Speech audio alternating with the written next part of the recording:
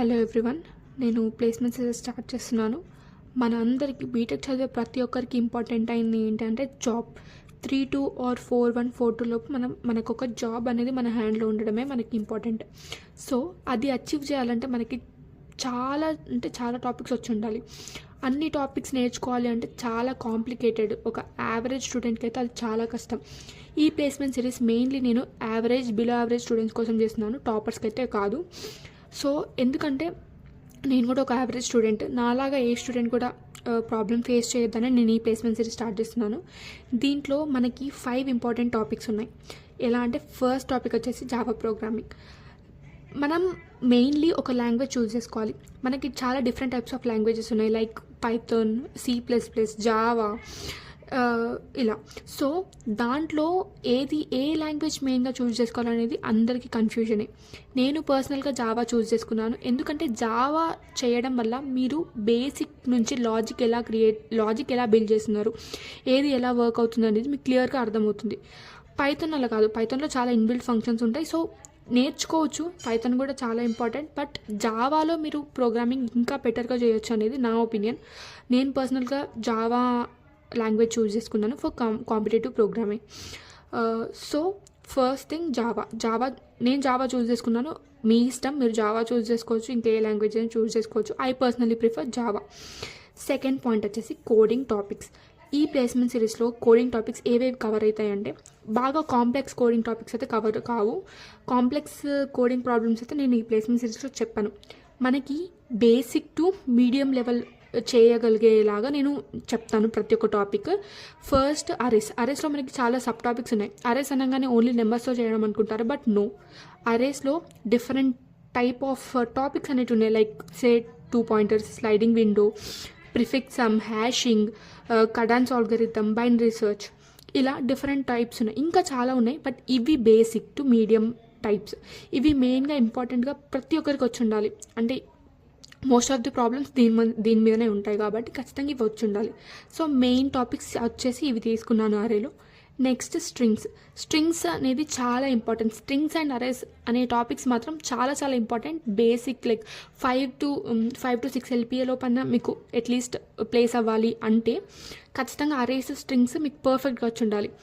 Stocks and cues, ఇంకా linked list, ఇవన్నీ topics వస్తే మినిమం 10 LPA లోపు మీరు జాబ్ అనేది కొట్టచ్చు. ఇంకా 30-40 LPA కావాలంటే గ్రాఫ్స్ రావాలి, ట్రైస్ రావాలి, ఇంకా అలా టాపిక్స్ బాగా కాంప్లెక్స్ టాపిక్స్, DP రావాలి, రికర్షన్ రావాలి. రికర్షన్ కూడా నేను చెప్తాను, రికర్షన్ కూడా చాలా ఈజీ ఉంటుంది. రికర్షన్ కూడా బేసిక్ లెవెల్ రికర్షన్ చేద్దాము, బాగానే టాపిక్ బాగుంటుంది. అర్థమైతే చాలా ఈజీ, నేను చెప్తాను. నెక్స్ట్ థర్డ్ టాపిక్ వచ్చేసి కంపెనీ వైజ్ కోడింగ్ క్వశ్చన్స్. మనం చాలామంది అంటారు కోడింగ్ అనగానే 400 to 500 ప్రాబ్లమ్స్ వచ్చి ఉండాలి, 1000 ఉంటే 1000 ప్రాబ్లమ్స్ వచ్చి ఉండాలి, ప్రతి దానికి కోడ్ రాయగలగాలి అంటారు. But no. అయితే మనకు ఒక ఆల్గరిథం ఉంటుంది. ప్రతి కంపెనీకి కొన్ని సెట్ ఆఫ్ క్వశ్చన్స్ ఉంటాయి. ఆ క్వశ్చన్సే మనల్ని టెక్నికల్ ఇంటర్వ్యూలో కానీ ఇంకా నార్మల్ కోడింగ్ రౌండ్లో కానీ మనం అడుగుతారు. సో ఆ క్వశ్చన్స్ ఏంటి అనేది మనకు తెలియాలి. ఏ కంపెనీ ఏ టైప్ ఆఫ్ క్వశ్చన్స్ అడుగుతుంది, ఎంత లెవెల్లో అడుగుతుంది, అది తెలుసుకొని ఆ సెట్ ఆఫ్ క్వశ్చన్స్ కొంచెం ప్రిపేర్ అయ్యి మనం కోడ్ మొత్తం రాయాల్సిన అవసరం లేదు. జస్ట్ లాజిక్ బిల్డ్ చేయగలిగే కెపాసిటీ కనుక మీకుంటే more than enough. Company wise coding questions అనేది అలా ఉంటాయి. ఒక కంపెనీ తీసుకొని ఆ కంపెనీకి సంబంధించిన సెట్ ఆఫ్ క్వశ్చన్స్ నేను కలెక్ట్ చేస్తా. లైక్ డైలీ ఒక 2 to 3 వీడియోస్ అని అప్లోడ్ చేయడానికి I will try my level best. Next computer fundamentals. ఇవి చాలా ఇంపార్టెంట్, కానీ మెయిన్ ఇంపార్టెంట్ మాత్రం ఈ కోడింగ్ సెక్షన్. బట్ మీకు ఇవి కూడా వచ్చి ఉండాలి, అంటే కంప్యూటర్ గురించి అట్లీస్ట్ నాలెడ్జ్ ఉండాలి కాబట్టి అది. DBMS, OS, computer networking, OOPS, software engineering, ఈ 5 టాపిక్స్ ఈ 6 టాపిక్స్. OOPS అనేది మనకి ఈ జావా ప్రోగ్రామింగ్లో మీకు కవర్ అవుతుంది, బట్ సపరేట్ టాపిక్ కింద డివైడ్ చేస్తాం. బట్ OOPS కూడా చాలా ఈజీ ఉంటుంది, సేమ్ జావా ప్రోగ్రామింగ్లోనే ఉంటుంది. నేను ఇవి కూడా చెప్తాను. ఇవి కూడా మనం డెప్త్గా వెళ్ళము, ఏవైతే అవసరమో ఇంపార్టెంట్ టాపిక్స్ అవి మాత్రమే నేర్చుకుంటాం. మినిమం బేసిక్ నాలెడ్జ్ కూడా లేకపోతే చాలా కష్టం. ఆ బేసిక్ టు మీడియం నాలెడ్జ్ కోసం ఈ 5 కంప్యూటర్ ఫండమెంటల్స్ అనేటివి నేను వీడియోస్ చేస్తాను వాటి మీద కూడా. ఇంకా రియల్ ఇంటర్వ్యూ ఎక్స్పీరియన్సెస్, ఇంకా టిప్స్. మీరు ఇంటర్వ్యూకి వెళ్ళినప్పుడు భయపడకుండా ఎలా ఆన్సర్ చేయాలి, ఎలా అప్రోచ్ అవ్వాలి, ఇంగ్లీష్ అనేది చాలా ఇంపార్టెంట్, ఇంగ్లీష్ మాట్లాడడం అనేది.